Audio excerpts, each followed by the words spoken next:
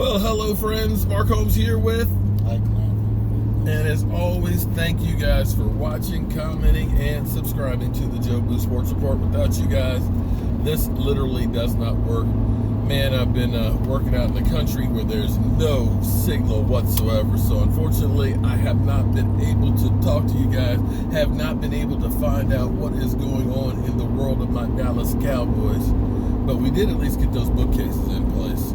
So we're working our way back home. Hopefully tonight, tune in 9 o'clock Eastern. Hopefully I'll be there at 9 o'clock Eastern. I got to go see Don. I got a little meeting about work because, you know, they always tell me, don't quit your day job, and I haven't. So I got to go meet him about a project we're starting tomorrow. And hopefully I'll have everything set up so when I get back in, bam, I can just go live.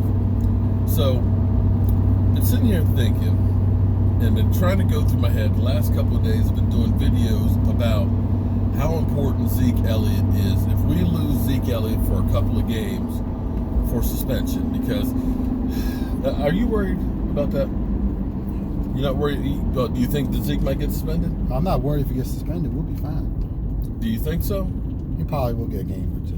You know, because here's what he agreed to that agreement. That's what it makes it that okay. They could potentially suspend him. Even if it's now if it's 6 games, okay, I'll be outraged. Well, okay, but I'll be okay with a couple well, games. here's the other reality too. What if he got hurt and missed some time? See, that's what you have to think about when you're in NFL. He was limping. Yeah, limping. well, you know, he's taking a lot of hits and stuff like that. Some of that is his fault for jumping over guys. You can't you can't hurdle over guys every time you want to get a couple extra yards. Well, he leaves it all on the field.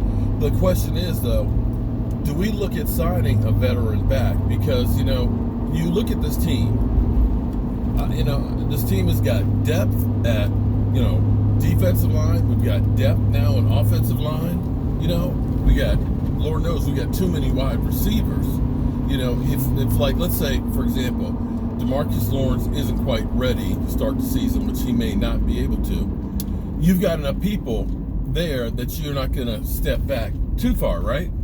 You know, and we've got so many wide receivers like Cedric Wilson and some of those guys, Noah Browns, they may not make the team because you have a lot of people. Well, Noah Brown was hurt. Well, but he's helping, coming back. But I'm just saying that you have capable people that you feel okay about putting out there. Now, Tony Pollard looks, real good right now in OTAs and everything else. But so did Trent Richardson when he got drafted by the Cleveland Browns in the first round and never busted a grape in the NFL. So the question is, when you look at, say, the Rams ended up getting, C.J. Spiller last year? Now, you had Todd Gurley, who, let's face it, their offense is really a running offense that helps set up the pass. He ended up having the arthritis in the knee, and basically the last 6 games of the season, he was really not that important. Now, he ended up running about 100 yards against us in the playoffs, but so did their other back. So maybe the Cowboys should think about signing a veteran back that has some experience just in case shit happens. What do you think? We'll be okay. Will we? You got Amari Cooper. Amari Cooper took more of the yards when he came to the team than Zeke Elliott did. Well, his numbers are better. The interesting thing is actually, we ran the ball 4.6 yards per carry, for the season, which is great. But what's interesting is the first half of the season, we ended up having about 138 yards a game running the football. The last 8 games, even after Amari Cooper, we started running the ball only 122. So I know 16 yards doesn't seem like a lot, but that's a big shift from us being one-dimensional. And that's one of the reasons why I think we're better able to try and handle, more passing than running. Because ultimately, to me, the way the offense is going to work the best is, if you think about the 2016 model, we didn't have a dominant wide receiver. Cole Beasley led our team. Jason Witten had 60 catches. Des Bryant had 50 or 60 catches. So you had everybody kind of equally distributed. Nobody was a Pro Bowler, but that was actually a good way to run the offense because they don't know who to stop. If you stop Antonio Brown, if you don't have a Juju Schuster, on the other side, then you stop the whole offense. So maybe we're okay, but I still kind of think that maybe we should look at signing another veteran running back. Michael, you said we're going to be okay. What if it is 6 games? Yeah, we go on. A game or 2 is okay, but you're talking about 6, that's too much. You know, but see, here's the thing. It's too much. Reuben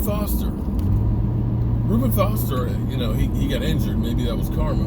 But Reuben Foster only got 2-game paycheck. And how many times was he arrested for domestic violence? Arrested. I know, but where's Zeke Elliott's never been arrested ever. My question is, where's the agreement? I'm sure he had to have some kind of agreement before because he was on the commissioner's exempt list there for a while. Zeke Elliott was never on the commissioner's exempt list. Paperwork, I can't say anything. But I know it's wrong, but that paperwork is what throws the question mark or the wrench in it. And in any other circumstance, okay, he's cool. It's not my. Hey, he agreed to some agreement. That's on him. Zeke. But he should have known that going into the situation, you agreed to some agreement, and that could potentially get you suspended or kicked out of the NFL. You know, for this incident, it's not fair, but you agreed to agreement. If he dodges a bullet on this one, he's got to stay. He ain't gonna have to, because that agreement is what those went. He better be doing Bible study on Wednesday nights and stuff. You know what I'm saying? He can't. There is no benefit of the doubt for Zeke Elliott. And the thing about Zeke, see, what Zeke has to realize that it's not just him. You look at this team right here, and chances of we've been building this defense since 2013 when we were the worst freaking defense in the NFL. And right now we have got a good defense that's about ready to be great. And having that is the first time that we've had that and had a good offense as well. This team is primed for a Super Bowl. And see, right now, Zeke Elliott, you ain't just playing with your money. You playing with the whole team's money. And that's where he's got to understand that it's not just, hey, I'm going to go out and have some fun and get drunk and everything else. I'm not hurting anybody. You're hurting 53 guys. You're hurting all of us fans out here that are living and dying every single day about this team and stuff, that our hopes, our dreams, the weight of having to wait 20-some years plus, all that crap that we've been taking from all of these Eagle trolls that finally won their first damn Super Bowl. You know, they finally got one, and they're talking smack like we ain't never, like we've been the Cleveland Browns. You got all of this weight up on your shoulders, Zeke Elliott. You cannot be suspended, man. We're talking about the biggest fan base in not just America, in the world, that is relying on you to be out on the field. But the other thing too is this is the same stuff we're doing in college too. You know what? It's time to grow the F up. Okay? That's why you got to grow up. You can't just keep thinking that I'm special, that the rules don't apply to me, because they apply to you probably more than anybody else, because they're out to get you. Shit pisses me off, man. Yeah, but he needs to grow up, because he been partying like this in college from what I've been reading. Okay, you know what? But you that's know, no excuse. But here's the thing that's about it, because here's what's crazy. You know how much money that's costing him? Now, I know the Cowboys say that it's not affecting their negotiating. Shit. Come on, really? Of course it is. Really? They're going to say that, but, you know, it's kind of like you telling Dak, you need to take a home team discount. Well, you know what? I guarantee you that they're going to be saying, Zeke, you need to be taking a little bit of a discount. You know, we're taking a big risk with you. You need to back your numbers down some. I can guarantee you that's going to happen. But here's the thing. You know, you look at Dak, who hasn't been paid jack crap in the NFL. Look at the endorsements that he is getting. You know, he's doing everything. Zeke is not getting any. That's what I'm saying. This stuff is costing him. Because he won't have nothing at the football if he doesn't manage his money right. That's what I'm saying. You know what? You think about how many things he could be doing. I mean, the way he's jumping over players and stuff like that. You know, somebody could use him as an ad campaign, you know, where you're leaping the competition and stuff. You know, think about what food products he can endorse about eating. I mean, seriously. Cereal, soup, all that stuff. You know, I mean, come on. It would be a marketing Yeah, but they don't let the band. But exactly. But nobody's like, nah, we don't want to take a chance because of booby gate. That's where you got to look at the big picture. Is going out and having that extra drink or two and then driving home worth it? Because that's when the guy gets in drunk driving. $10,000 and getting your license back and everything else and dealing with all that stuff. It's not freaking worth it. It's not. I don't know. I wish I had opportunities like that, man. You know, it kills me when you see people that literally have everything right there in front of them and don't protect it with their life.